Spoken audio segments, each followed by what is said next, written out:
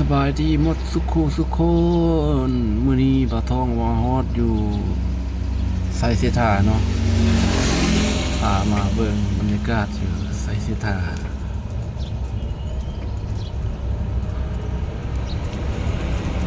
เป็นเขตพิเศษไสเสถาเนาะมาอยู่ด้านในเนี่ยมันมีครบเลย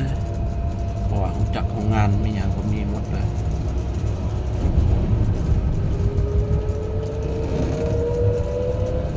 ทางก็งามเนาะ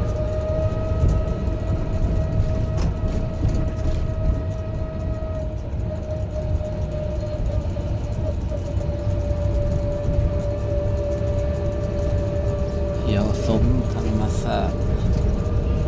ปลูกต้นไม้ใส่เนี่ยโอ้ห่มเย็นเป็นระเบียบ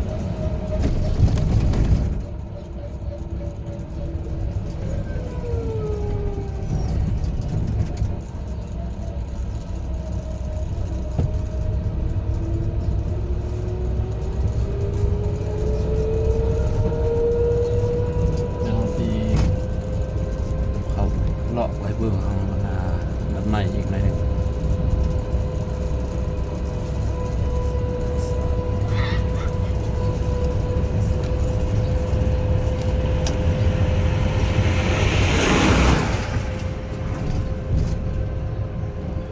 ตอนนี้เขาปลูกต้นไม้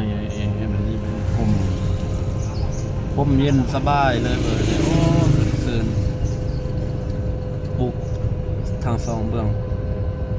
เลยนี่แหละสองนั้นเราก็ไปเท่านึงเนาะปีกายเนาะมาปีนี้ก็ได้พอมาเองแล้วเข้าไปทางด้านใน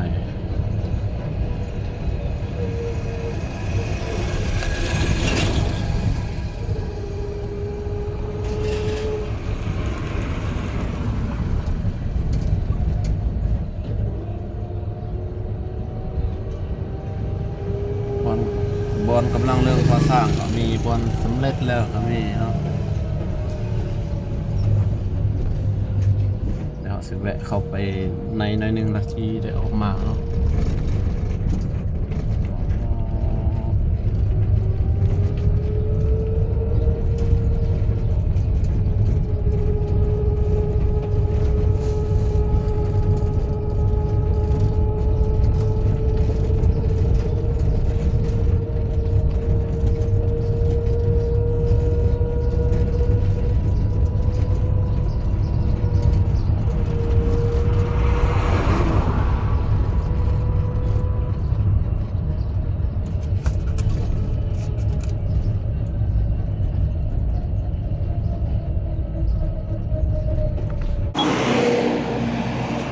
สิมาให้เบิ่งกาดโอ้อยู่ในสดสายตาเหมือนแหละหลายเฮกตาร์เลยบ่เห็นนี่กำลังเริ่มก่อสร้างบ่